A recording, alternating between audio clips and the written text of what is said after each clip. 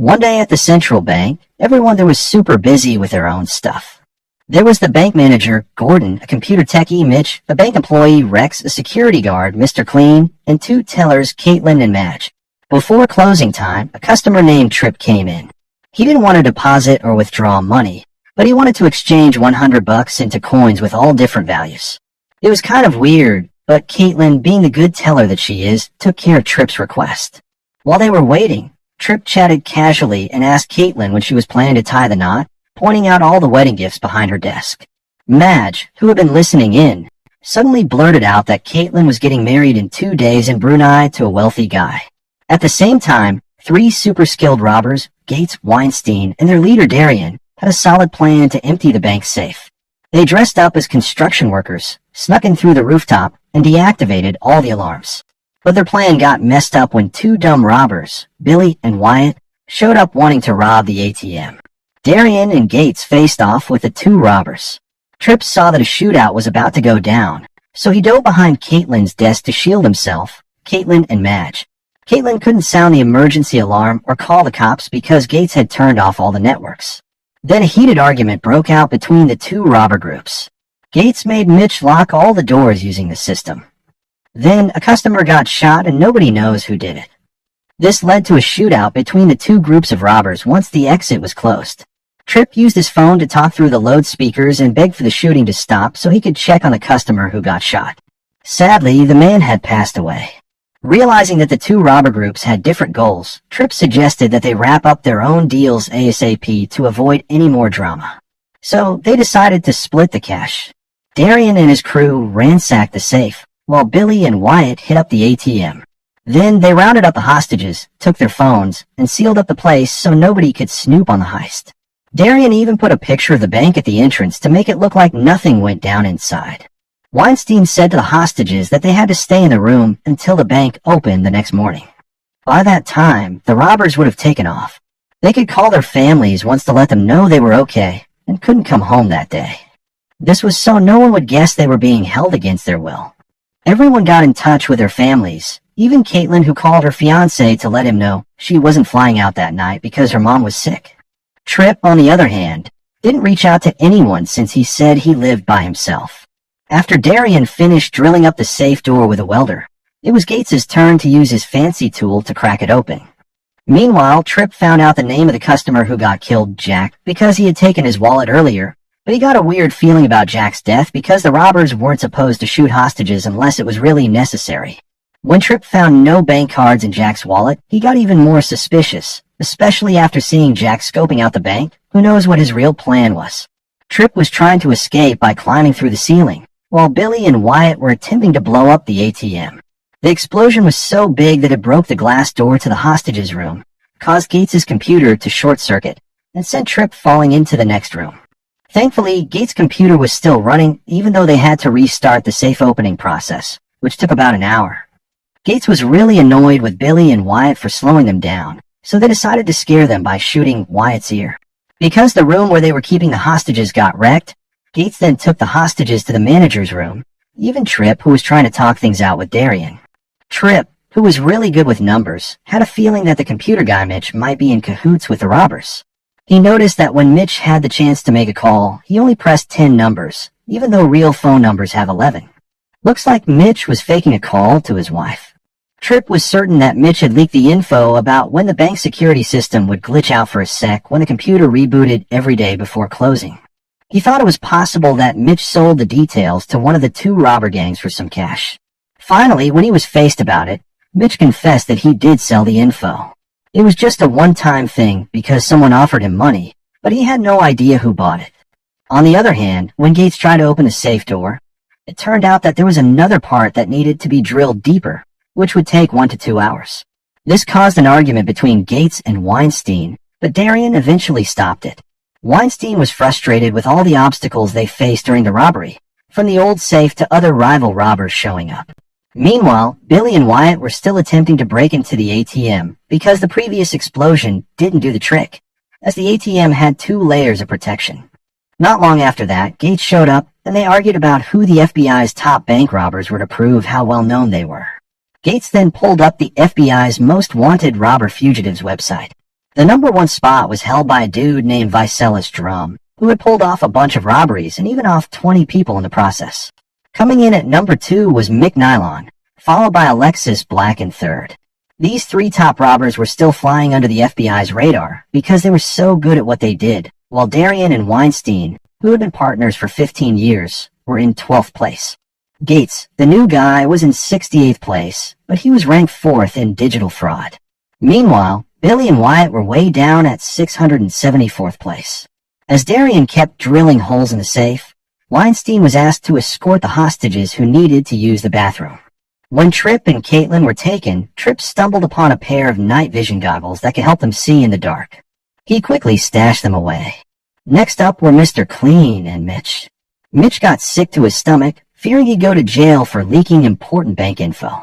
Weinstein took Mitch to the kitchen to find medicine, while Gates took the other hostages to the bathroom. Meanwhile, Billy and Wyatt asked a hostage for help in activating the bomb at the ATM. Tripp volunteered to do it because he wanted to search Jack's body for more clues. When Billy hit the detonator, the bomb didn't go off, which really pissed him off. Then Tripp found a gun in Jack's pocket and realized he wasn't just a regular customer. That's when he remembered Jack's earlier shooting. Because Tripp had a gun, it freaked out the robbers and they told him to drop it right away. When the gun was passed to Darian, he checked it and saw that it was an FBI standard issue. When Tripp heard this, he figured that Jack showed up because he got a tip about the robbery that was going down. Tripp started thinking about what happened when Jack got shot. Gates, Darian, Billy, and Wyatt were all pointing their guns at each other, and Jack was far from them, not even in their way. It seems like Weinstein from the second floor was the one who shot him. Then, the bomb at the ATM suddenly went off because the trigger was delayed. It's a shame because all the money in the ATM got destroyed in the explosion. Darian and Gates were looking for Weinstein, but they found him dead in the kitchen along with the computer tech Mitch. It looked like they shot each other. After Darian and Gates left, Tripp found a clicker in Weinstein's mouth, which the robbers used to get in and out of the building. Darian was done with the situation and was about to bail on Gates and run away. But since he lost the clicker, he had to improvise and bust through the walls with his welding equipment to make his escape to the roof. Just as he was about to do it, the tank exploded and he went flying in front of everyone, all flamed up. Everyone was shocked to see it happen so suddenly. Gates decided to team up with Billy and Wyatt. He told them to put the hostages back in the room. He planned to crack open the safe again, but since he didn't have a welder, he would use Billy's explosives instead. On the flip side, Tripp tried to escape by going up through the ventilation, but he got caught by Wyatt. Tripp then explained that someone had tampered with a bomb detonator to delay the explosion, meaning there was someone out to get Billy and Wyatt. Wyatt revealed that they robbed the bank after getting a tip from Vicelis Drum, the top FBI fugitive, about when the bank security system would be down. They were also unknowingly hired as decoys by Vicelis Drum for a big heist, but they never knew who he was. While Gordon was talking to Caitlin, he mentioned that he thought Rex was in cahoots with the robbers because he saw him measuring the safe a few days ago. Then Gordon passed out because of his diabetes, and everyone freaked out and tried to find his insulin. On the other hand, Wyatt realized that Tripp swiped his gun when he wasn't paying attention. After Gordon got the insulin shot, he started feeling better. Then Tripp helped him up and suddenly used the gun he took from Wyatt to scare the robbers. He asked Gates who gave them the order to rob the bank. Gates revealed that they were told by Vicelis Drum. Tripp then gave the gun back to Wyatt and returned the clicker to Gates. The hostages were really freaked out when they found one of them dead and a message in her bra. Turns out she worked at another bank and Vicelis Drum had told her to come to this one. Tripp finally figured out that these weren't just regular robberies. They were planned out. Gates put a bomb in the safe door. Then Tripp told him that Vicelis Drum was the one behind it all. According to Tripp, Vicelis Drum was in deep trouble and was killing people who were connected to him to cover it up. Tripp started explaining his theory. It seemed like Jack from the FBI had been after Vicelis Drum for years until he finally figured out that his target was in the bank. Mitch once helped as Vicelis Drum's hacker. The dead woman worked for another bank and was helping Vicelis Drum with money laundering, and the two gangs of robbers were connected to Vicelis Drum because they had done work for him in the past. Tripp figured out that Vicelis Drum had actually been the killer all along. He made it seem like the deaths were accidents or that the victims had killed each other. Weinstein was ordered by Vicelis Drum to kill Jack, and then Vicelis Drum set it up to look like Mitch and Weinstein had killed each other. Vicelis Drum rigged Darian's welding equipment to explode, and he had the woman killed because she knew about his crime. He was planning to kill the others so there would be no witnesses. Tripp knew Drum was involved when he found a clicker in Weinstein's mouth, which he probably hid to prevent Vicelis Drum from escaping the bank. Gates didn't buy the crap. He eventually managed to blow up the safe door and found a ton of cash inside. As Gates, Billy, and Wyatt stuffed the money into their bags, the hostages sneakily grabbed the robbers' weapons. But instead of confronting the robbers, they planned to make a run for it with them because they were scared of getting killed by Vicelis Drum. Tripp said it was pointless because Vicelis Drum had hidden the clicker's battery and they wouldn't be able to escape from there. All of a sudden, Caitlin whipped out a gun and pointed it at Tripp, accusing him of being Vicelis Drum because his behavior seemed fishy from the start. Everyone joined in and started accusing him too. Tripp tried to run up to the second floor, but he got shot in the hand. After slapping some duct tape on the gunshot wound, Tripp quickly switched off the power. In the darkness, Vicelis Drum, already sporting night vision goggles, took out Mr. Clean and Gates. Panic ensued until Caitlin managed to switch the power back on. Tripp said he shut off the power on purpose because he knew the sneaky Vicelis Drum would grab the night vision goggles in the upstairs bathroom to do some shady stuff in the dark. And sure enough, Vicelis Drum went in there, and Tripp saw with his own eyes that Vicelis Drum was actually the manager, Gordon, pretending to be someone else. Turns out his manager gig was just a front. Everyone had Tripp's back as they aimed a gun at Gordon. With nowhere to go, Gordon offered $2 million to each person, but Caitlin turned it down. Knowing Gordon would shoot, everyone fired at him, leaving him dead with bullets all over. After Gordon kicked the bucket, Tripp handed over the clicker with batteries to Billy and Wyatt so they could make a run for it from the bank. And to top it off, Caitlin allowed the two robbers to snatch the bags of money they had stashed earlier since all the cash in the bank was covered by insurance. In the morning, the cops, ambulance, and news people showed up.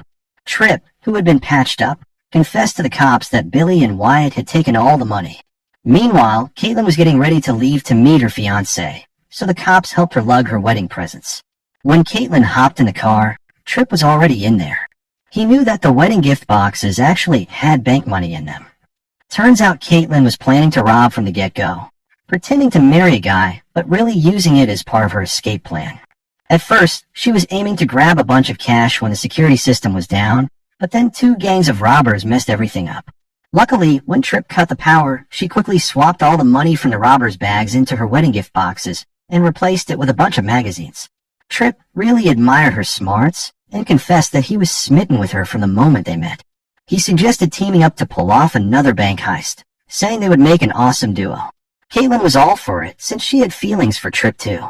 And then she dropped a bombshell. Her real name was Alexis Black, the FBI's third most wanted. On the other hand, Tripp could be Mick Nylon, the second most wanted.